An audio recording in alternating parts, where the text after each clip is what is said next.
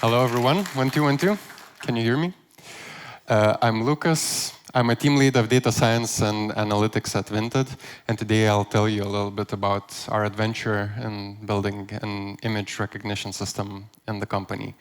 But before I go into any details, I would like to tell you a little bit about why are we doing this in the first place. So why image recognition? I guess the bottom line is that Vinted has an incredible diversity and scale of listings. So at any given point in time, we have hundreds of millions of listings online. We operate in 20 countries. We have listings across secondhand fashion, home decor, entertainment, in more than 40,000 verified brands, let alone hundreds of thousands of smaller and unverified ones. So the diversity is really large, and imagine yourselves as members in this context. Let's say you have a specific watch or a dress in mind that you're looking for. You really need powerful tools to filter out all the relevant listings for you. Otherwise, in most cases, you would probably not find what you want. You would be overwhelmed with irrelevant content, and sellers would end up having their items laying on the platform for much longer than they would like. On top of that, in some cases, our members do not necessarily know what they want. They might be looking to get inspired or look for some vague style. So in these kind of cases, being able to filter on, let's say, a category or a brand that is typically a part of online platforms doesn't simply cut it. We want to support our members with a large variety of attributes like fits, cuts, styles, to enable them to find the flavor of listings that they want and not the specific thing necessarily. So in order to do that, we need rich metadata about every listing. We need to know a lot about these listings to make them searchable, to customize the experience. And we rely on our members to provide that information for us. So our sellers do a really good job in providing the category, the brand, the size, the color of each listing. But the problem is that the absolute majority of our sellers are not professionals. They only list occasionally. Their listings get sold once. So they don't want to spend ages in the upload form with providing all that information for us. And frankly, we don't want our members to do that either. If you ask, actually when we ask our sellers to provide a free-form textual description about what they're uploading, they only provide up to 10 words on average. That's a lot of data when you think about the millions of listings on the platform. That's really not enough about each of the listings individually to build a good search or recommendation experience on. So this is the set of problems that we started with. We want to empower our buyers to find relevant content, to get inspired. We need a lot of metadata in order to do that, but we don't want to burden our sellers with a lot of required fields in the upload form. And what we quickly realized is that we actually have all the data that we need. Every listing on Vinted has up to 20 photos, and as a human, when you look at a picture, you understand a lot of information, way more actually than by reading the text. There's a saying that a picture is worth 1,000 words, right? So then it becomes a matter of how efficiently you can extract that information from the image. And this is what we intended to do. So I'll jump to what we are building, what we've built to solve this problem. And the main idea is very simple. In the center, we have some image recognition system that is supposed to handle the amount of incoming listings and the amount of existing listings on the platform. It should take photos as the input, ideally produce a rich set of knowledge, attribute values about each of these incoming listings, and it should feed that information to our search, filters, and personalization systems. This is going to be the architecture in a little bit more detail, and I'll go into parts of this further in the presentation. So the entire system is built on data streams. In the center, we have an attribute service, which is a Flink application that listens to a listing stream. The stream has all the information about the existing listings, incoming listings, changed listings, sold listings, deleted listings, all of that. and some basic information about the categories of these listings and the countries of origin, let's say. The attribute service then formulates a request and sends it to the model distributor service on the left. And this service is responsible for fetching the photos and then sending these photos over to our machine learning model services. And each of these machine learning model services are responsible for predicting attribute values for a specific attribute, let's say a pattern or a sleeve length. These applications know how to pre-process the photo, how to select the best one, and they return as the output the attribute IDs. The model distributor service then collects all this information, sends it back to the attribute service, and this service forwards it to our search, filter, and personalization systems, and stores a copy in the analytics database. So the architecture is fairly simple. Some high-level numbers about the system. Depending on the day, on average, our models handle from 300 to 600 requests per second. In production, we currently have 5 attributes, like sleeve length, color type, pattern, with 52 possible values. We keep expanding this to get more knowledge about our listings. And how do we know that it still makes sense to do this, that it still makes sense to build new models? So we A/B test each and every model in production. We test it with our search system. We make this metadata that models predict available for our users in search, make it searchable. We have several metrics. One of them is the attribute value coverage. So let's say that we extract pattern information from the text, the listing descriptions that I mentioned in the beginning. If we do that, we see that only up to 5 to 6% of listings get such an attribute value, because the descriptions are short, right? There's just not a lot of information. If we delegate this task to a machine learning model, we see that this metric goes up to around 70% of our listings. So now you have information about a pattern for almost more than 2/3 of your listings. That's a really powerful increase for the search experience of the users. On top of that, we monitor the search experience of our buyers when we enable this metadata. So we see that once the models predict this data and it becomes searchable, our members convert from a search to a purchase more often, they engage with the content better, they get more impressions. So all of this is to say that it lets us validate the hypothesis that this metadata actually matters for our users. It lets them search better, find more relevant content faster. And these are a couple of prediction examples of the system. So you can see that for each listing, we predict these attribute tags, and we index them to search alongside the category and the brand, the price information, the basic information to make it searchable. And these items, as a result, become much more discoverable for our users with a larger variety of keywords or filters. Now I'd like to share with you maybe a small jump to a set of lessons that we've learned along the way. And the first one is that there's no free lunch when it comes to data. So when we began this journey, the first thing that we asked ourselves was actually whether should we build this in-house or should we outsource it? And there's surprisingly many companies that predict attribute values from a photo, specifically also for the fashion industry, so no shortage there. We ran a couple of pilot studies with the more promising candidates on our data, and we soon found what now seems pretty trivial. These companies, these services build models that are meant to generalize to many clients, to many use cases, many kinds of data. And models that are built to generalize, they do not necessarily perform very well on a specific case. In fact, when we compared these services to our modest previous versions of our in-house data, in-house models built on our own data, we saw that they only reach up to 60% of accuracy. So on top of that, you get a loss of control over what kind of attributes you can support. You delegate that to an external service, right?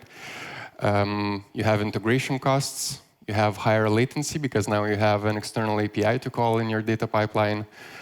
All of this weighed very heavily in favor of us building an in-house solution. Another consideration was the pricing. Typically, outsourcing means paying per image prediction. And that doesn't make a lot of sense for a customer-to-customer marketplace at our scale. At any given week, we can have from 20 to 30 million new listings incoming into the platform. Around 10% of those will be gone the same day. So if you're paying for predictions for these items and they only stay online for such a short time, it's going to become very expensive very quickly. So what we learned is that we might not be saving on data science and engineering costs of developing such a system. There's a one-off investment. But it is going to pay off because once these models are deployed, they continue generating value for a long time. It might make more sense, outsourcing might make more sense in a business-to-customer context where you have listings staying online for months to years with a long inventory behind each of them. But in our case, it made more sense. I hope we shouldn't be worried. Okay, perfect. This means I can continue, right? Perfect. Right, so not in our case, doesn't pay off in-house. You might be thinking, now that we have all these generative AI models, we have ChatGPT, they solve really difficult problems. They also take images as inputs. Aren't we building something from scratch that is already a solved problem? We regularly test out state-of-the-art models to see how well they can perform on our tasks of predicting attributes on photos. And we actually find the same thing, that these models are generally built to generalize across a lot of contexts, across a lot of problems. And that means that they don't perform very well on predicting a sweetheart neckline on a bad photo of a dress. You have also paid generative models like ChatGPT, but there you have the same problem, the pricing issue, that if you send every single listing there, it's going to be very costly very soon. Having said that, these generative AI solutions might be very useful in helping you build training data sets for your task-specific, cheaper in-house models. They might be really helpful, and in fact, this is partially what we use. So we have this as a heuristic on how we get, what are the options of getting training data for each new project. On the left, you see the cheaper but less accurate solutions that can provide you training data at scale.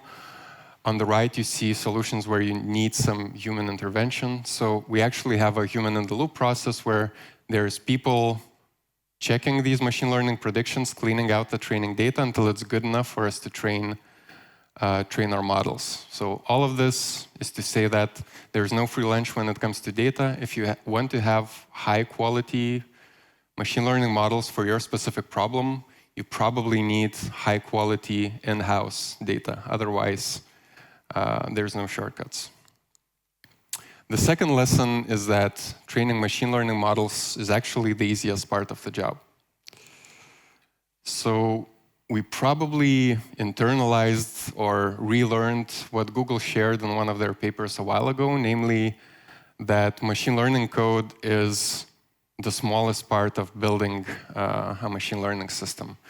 We learned that building a data retrieval pipeline, a scalable one, so getting a lot of high-quality training data, and then building data engineering pipelines, so making that data move fast in your application is the majority of work. As I mentioned, we A/B test every single model that predicts attributes in search. This means that whenever we deploy a new model, we need to run predictions of attributes on all the hundreds of millions of old listings, right? In the very beginning, we used to do this with a simple batch job in our core application that would fetch batches of listings, send them over to a machine learning model, get the predictions, index them to search. That would take us around 15 days. So imagine the iteration speed to release a new model, because it's just a single step, right? Since then, our engineering team worked hard to move the data pipelines on streams, data streams. We have a Flink application now that handles it. and it scales much better. We've implemented smart routing of inputs, so we, for example, don't send a pair of genes to a model that predicts sleep length. That saves a lot of compute power, that saves a lot of time, and we cut the indexing time from 15 days to 2 days. 2 days is still a lot, right? But currently the bottleneck is the optimization of machine learning models, which is frankly a much easier problem to solve. You have smaller architectures, you have model optimizations. Data scientists can work on that and further reduce the indexing speed. Another area that contributed to actually making this system scale and contributed to the success is the fact that our data scientists are able to train, deploy, and integrate new models very quickly. So data scientists currently only focus on the Python code and the machine learning applications. That code is responsible for fetching the data, preprocessing the photos in a specific way, and training the model. Once this code is written, the code is ran on in pipelines on the top right on our machine learning platform in Google Cloud. These pipelines basically run the code, take the artifact of the trained model, wraps it automatically in an API, builds a Docker image, and this is ready to be deployed on Kubernetes. Once this is deployed on a Kubernetes, you have a new machine learning service. Now you need to integrate it into the attribute extraction pipeline, right? That used to take a lot of time as well. It required engineering effort. That's why we built this model distributor service with having a data scientist as the primary user in mind. So on the right here, you can see on the bottom right a JSON file, which is an example of what it takes to integrate the deployed model. So it only takes a URL to the prediction endpoint of the machine learning service. You need to provide a couple of fields, like the categories that the model works with, the countries that the model works with, a single PR, and then you're done. All of this is to say that it requires significant effort to decouple your engineering and data science teams. But once you do that, you only need a single data scientist to go from an idea to an A/B test to production. And that greatly reduces the amount of resources that you need for a new project and the iteration speed. And the final lesson is that separating machine models into different services means faster iteration. So some of you might have noticed that we have a lot of small task-specific machine learning services. They're all responsible for a very narrow task. They overlap to a large extent. This is not a typical setup.